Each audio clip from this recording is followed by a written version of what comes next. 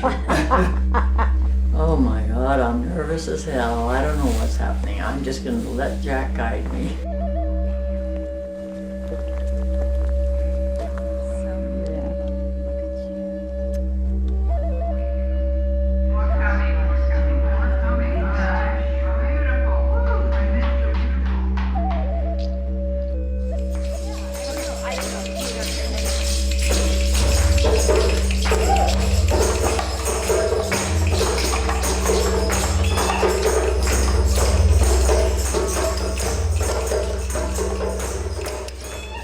We're going to walk this prayer. And said that the women must go to the center. The women must create the space.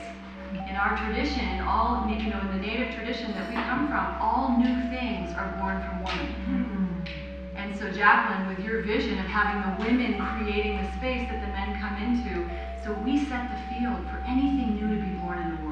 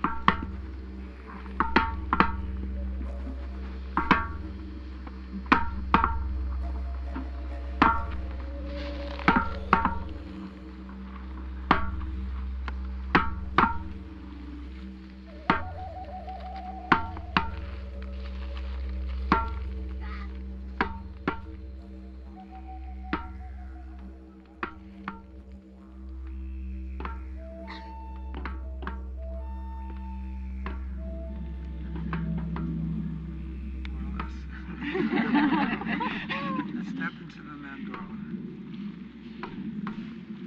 And we ask the circle to form a full container.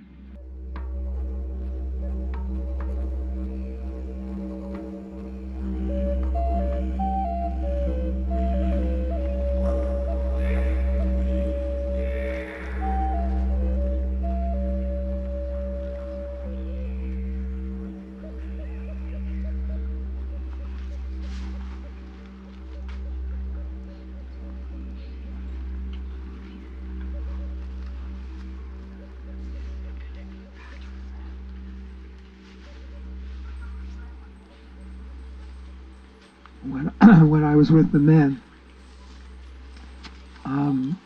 somebody asked, "Are there going to be any rings in the ceremony?"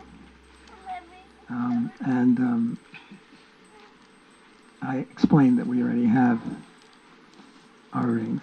That happened about 8 months ago, and I told a little bit of the story of this ring, and then I passed the ring around to all the men, and all the men.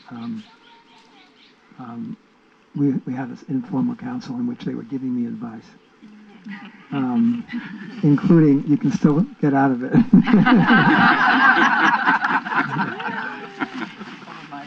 Over your dead body. And by the time the ring came back, the feeling which was expressed in that circle is that I will always be with you. I will always love you, and I will always be with you. And I now have a different sense of meaning of that. That statement is eternal.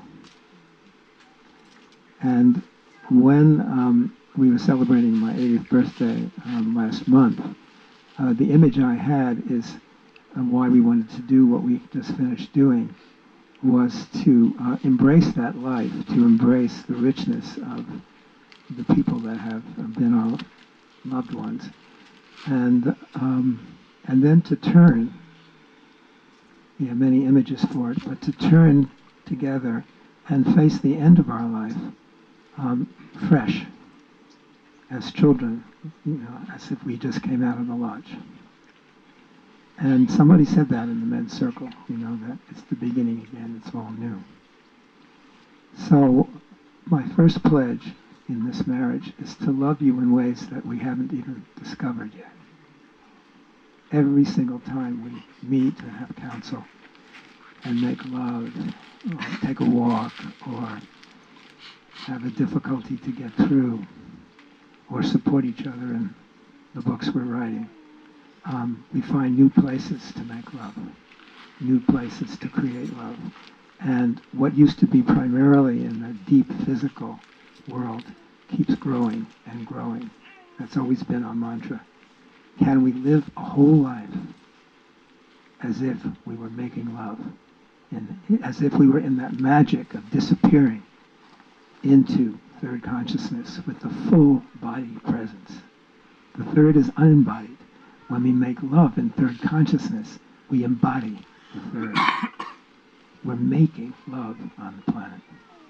And it's our contribution.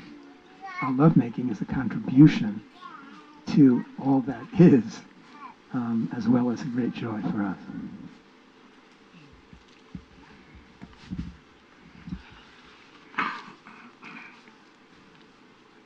He's a hard act to follow.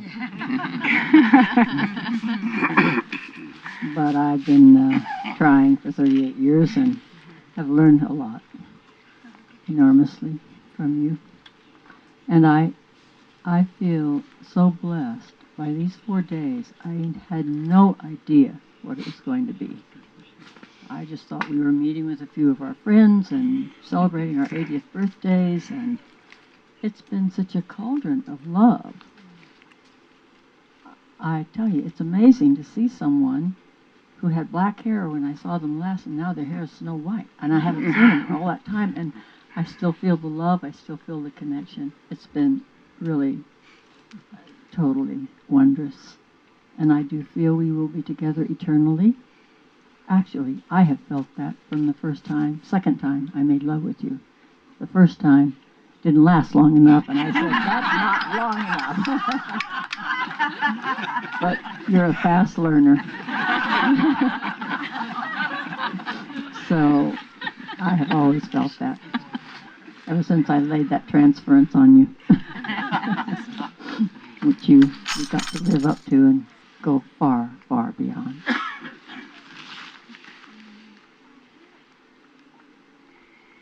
It's wondrous, and I do feel it's the beginning. I do feel we are on a wave, on an evolutionary wave that's going very fast now, and is absolutely essential for the planet. So I do feel honored to be called to be a part of that, and to be on that path with you, my beloved. The reason I was a fast learner is that my body was inside the body of the goddess. And it knew much more than I had ever known in my whole life up to that point.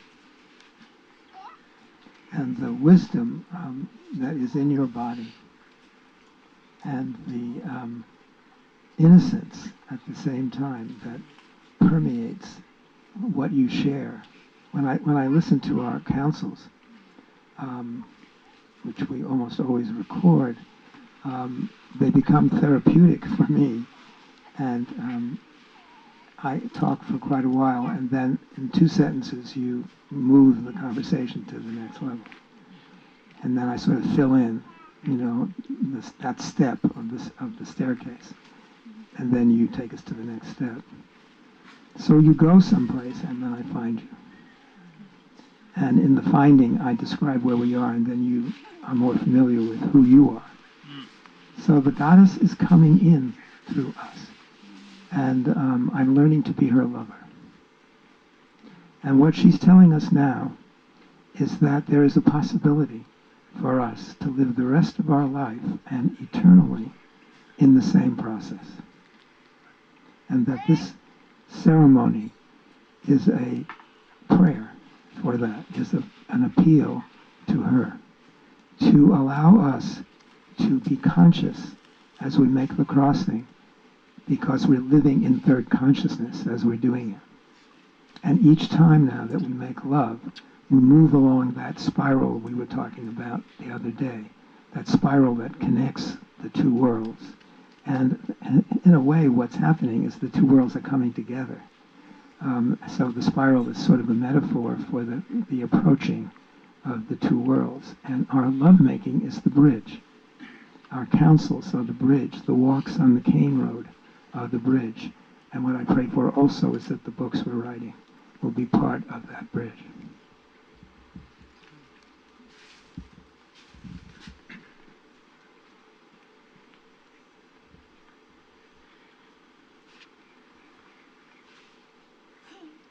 I do feel that every time we make love, we're making love for everyone.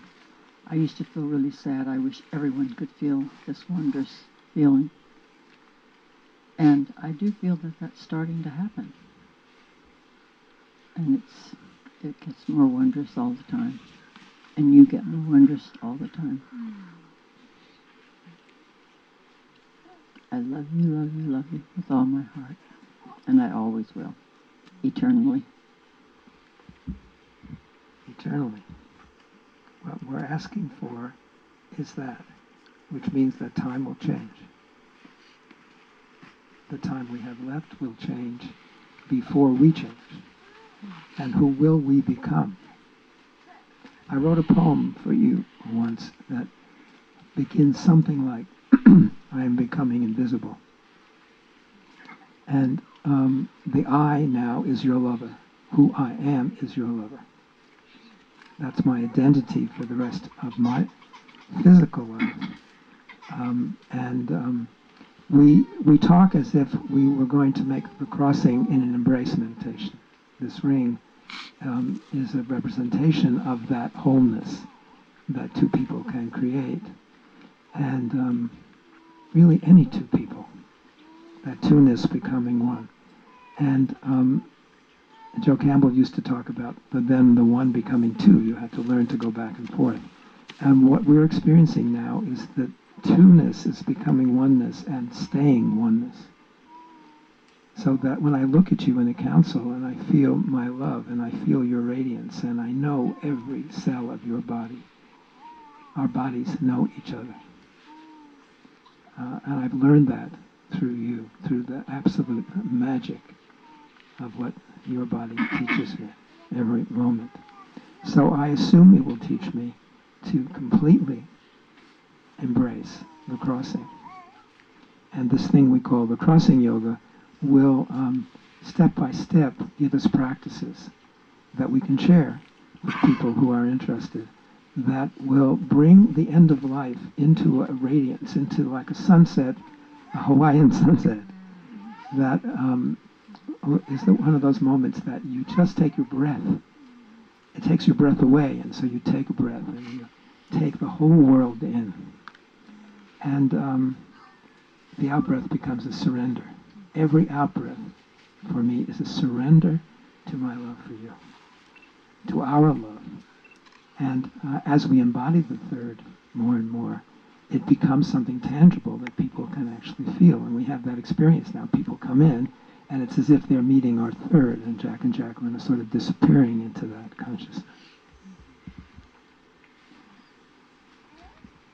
Well, we were way ahead of our time 15 years ago when we wrote our book, Flesh and Spirit, The Mystery of Intimate Relationship. It's still a mystery of intimate relationship. That will always remain a mystery. But I do feel that flesh and spirit are coming together in a way, and not just for us, for many, many people, and particularly with the people that are working with the flesh and spirit. And when I started studying all the goddess religions and realized that it wasn't always that flesh and spirit had been separated, I went on my vendetta, which you paid for quite a while. It was all your fault. But I really do feel that flesh and spirit are merging.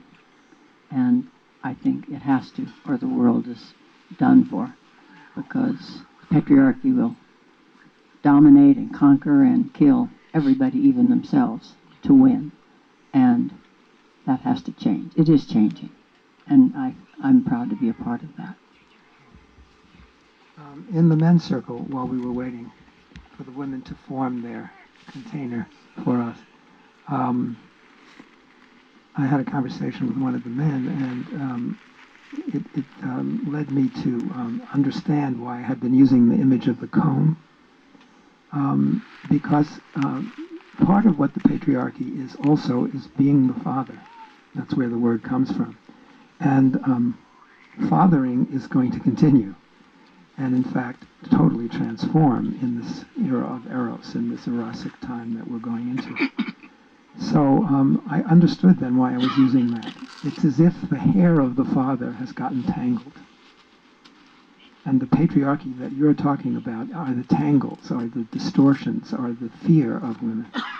And as we comb, as men comb their fatherness and their husbandness, as we comb the tangledness out, and that's what you've helped me to do.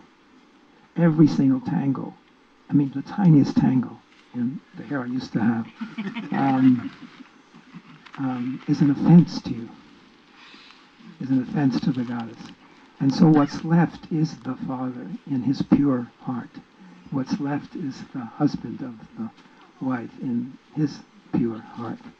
And so those parts of where we've been continue, and the music and the creativity and that. And then without the tangles, there's this a sense of liberation and freedom. I will love you in ways I cannot imagine. I will love you out of time. Your beauty is indescribable. We are in the embrace meditation right in this moment. We are making love with our dear ones in this moment. And there is a field being created by all of us in this moment. And the field is part of the turning that we're all in at this time.